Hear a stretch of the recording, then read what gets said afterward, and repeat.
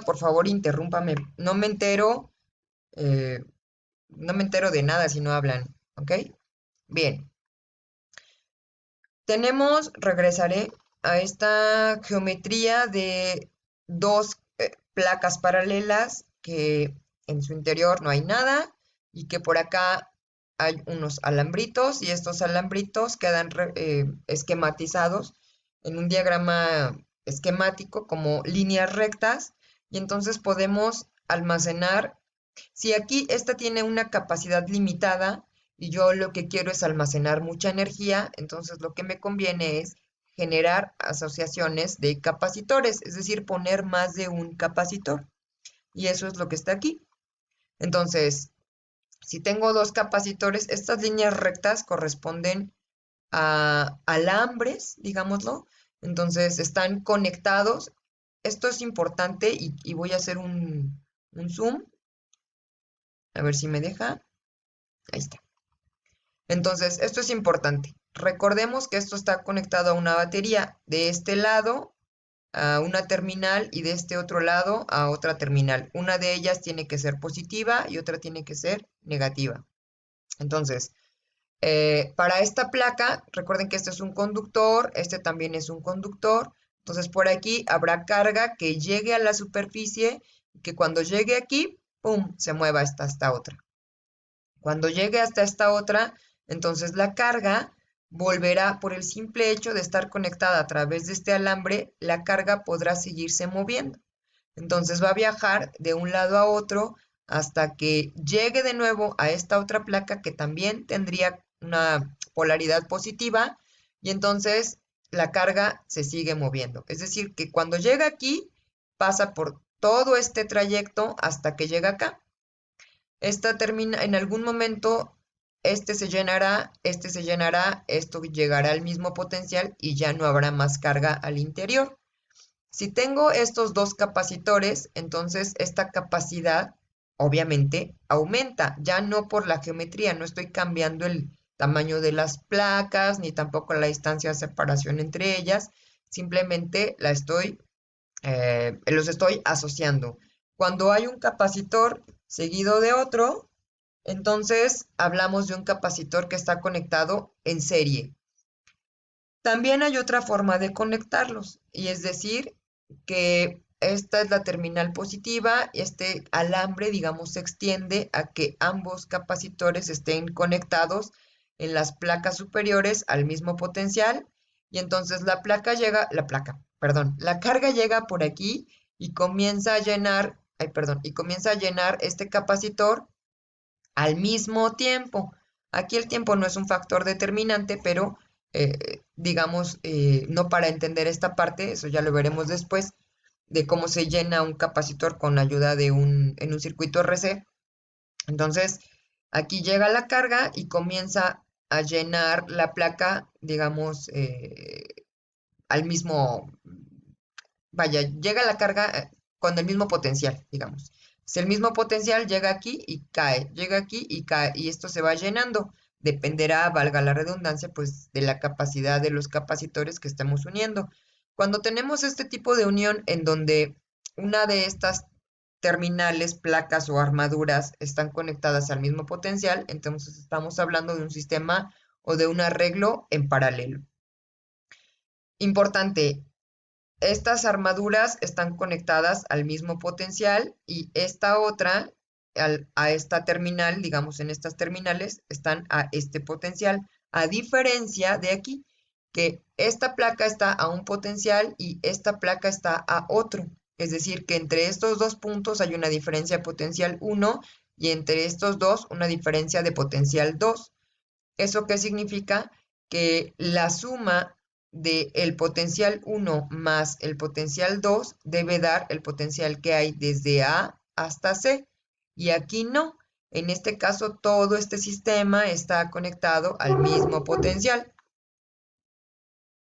Entonces, aquí decimos que la suma de los potenciales tiene que ser igual a la contribución del potencial que hay en el capacitor 1 y la diferencia potencial que hay en el capacitor 2.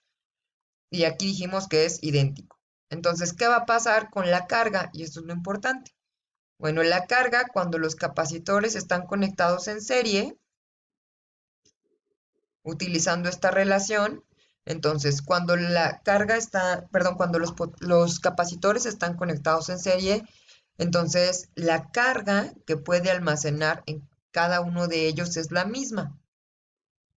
En el caso de cuando están en paralelo, entonces la suma de la carga del capacitor 2 más la carga del capacitor 1 tiene que ser igual a la carga que almacena el sistema en sí. Entonces aquí, este Q total sería la carga 1 del capacitor 1 y la carga 2 del capacitor 2. ¿Por qué? Porque ambos están utilizando esta relación. Ambos están conectados al mismo potencial, entonces tienen una capacidad diferente y esta capacidad diferente es lo que hará que tengan diferente capacidad, diferente capacidad de almacenamiento de carga. En este caso, si la capacitancia de estos capacitores es distinta y es la diferencia de potencial en cada uno de ellos es diferente, es como despejar esta diferencia potencial de aquí y dividir. Entonces nos damos cuenta de que la carga o la cantidad de carga que debe almacenar pues es la misma. ¿Okay? Cuando analizamos este sistema en términos ya digamos de un solo capacitor, decimos que podemos asociarlos, les digo, en serie y en paralelo y verlos como si fuera un solo capacitor en total. A este circuito le llamamos un circuito equivalente. Este circuito equivalente analiza los totales, ya sea de carga y de diferencia de potencial, del cual se está alimentando. Entonces, la carga total que pueda almacenar dependerá de esta capacidad o capacitancia equivalente y de la diferencia de potencial total que se aplica en los extremos, en este caso A y B. Así como lo ven, desde aquí hasta acá, de aquí a acá, y dependerá primero de la cantidad de carga y de la diferencia de potencial que hay en cada uno de ellos, así como de la capacidad, obviamente, y de cuántos capacitores estemos uniendo. Entonces, para un capacitor que está en serie, esta es la capacidad equivalente. Importante es 1 entre la capacidad equivalente, que tiene que ser igual a 1 entre la capacidad individual de cada uno de los capacitores que forman el arreglo. Para poder obtener la capacidad equivalente, una vez que resuelva este sistema, entonces tengo que regresar. En el caso del capacitor paralelo, pues simplemente tenemos esta cantidad, que es la suma de las capacitancias individuales. Entonces voy a poner un ejemplo muy sencillo con este, déjeme ver, para que quede más claro. Entonces, si lo que yo quiero es la capacidad equivalente de este sistema en serie, esta es la incógnita, digamos, entonces es muy importante porque después es que no sé trabajar con quebrados. Lo primero que tendría que hacer es resolver esta parte de aquí. Entonces recordemos que podemos hacer que este esté por acá multiplicando y este por aquí también va para acá. Hasta aquí, este sumamos, lo voy a reordenar. Ay, no sé qué hice, edit, undo, undo. Ok, ahí está, este va para acá. Entonces, sumamos estas cantidades y estas de aquí se multiplican. Aquí, ahí, arriba. Ok, la canción ranchera. Aquí le voy a poner C1 y subíndice. Aquí. Entonces, digamos que esta es la manera de escribir esta fracción. Pero esto, digamos, todavía está invertido. Entonces, ¿qué es lo que hago? Pues que si esto, literal como en la prepri, si esto está multiplicando, pasa dividiendo, si esto está dividiendo, pasa multiplicando. Entonces, este mugrito va a pasar, si está dividiendo, pasa multiplicando, y todo esto que ahora está multiplicando va a pasar dividiendo. ¿Qué es lo que hacemos? Pues básicamente invertir. O sea, esto es lo mismo, bueno, no es lo mismo, más bien es resolver esta C equivalente como el inverso. ¿Ok? Entonces, digamos, Esta C equivalente quedará como este para arriba. Voy a moverlo un poquito. Como estamos invirtiendo cada uno de los términos, pues quedará de esta forma. Esperen, esperen, que no lo cogí completo. Ahí está. Listo. Entonces, esta es la capacidad. Finalmente, esta sería como la capacidad equivalente para este arreglo en serie. Ojo, porque aquí solo hay dos capacitores y se pueden poner muchos más. Este después lo arreglo para que lo tengan. De momento lo voy a dejar ahí. Regresaré, iré a esta parte. Entonces, aquí lo importante es que no solo puedo tener capacitores en serie y en paralelo, sino también conexiones o arreglos mixtos. Por ejemplo, aquí tengo uno, no sé si está en número así, 1, 2, 3, 4, ya me perdí en la cuenta, 2, 4, 5, 6 capacitores. Estos capacitores, estos números que están indicados por aquí son sus capacitancias. Entonces, quiero que vean que estos dos que están arreglados en paralelo se pueden reducir. Y entonces, estos dos hemos ilustrado aquí un solo capacitor, que es básicamente un capacitor reducido. Ahora este con el que está contiguo quedan en serie. Este también, que está en paralelo, queda como este en un circuito reducido. Y estos dos ahora están en serie. De nuevo vuelvo a reducir estos dos. Me va a quedar este. Vuelvo a reducir estos dos. Queda en esto. Y estos dos nuevamente están en paralelo. Y estos que están en paralelo los puedo ilustrar como este capacitor único con una capacitancia de 6 farad.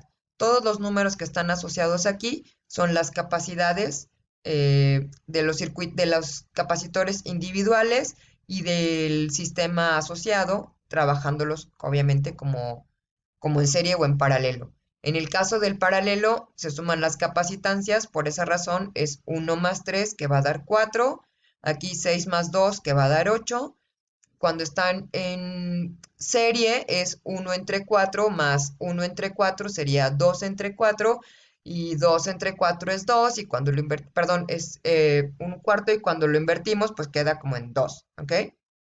Y lo mismo pasa por acá. ¿M? Entonces sería 2 entre, dígame, 2 entre 8, ¿sí? En, es- en este ejemplo sí, no está indicando que corresponda al número de capacitor tal, no, sino más bien a la capacitancia. Este es un ejemplo que creo que viene en el Serway. No sé si es en el Serway o en el SEARS. Entonces lo tomé de ahí porque es bastante ilustrativo. ¿Ok? Ok, esto se llama circuito reducido y es con lo que tienen que trabajar para resolver un montón de problemas.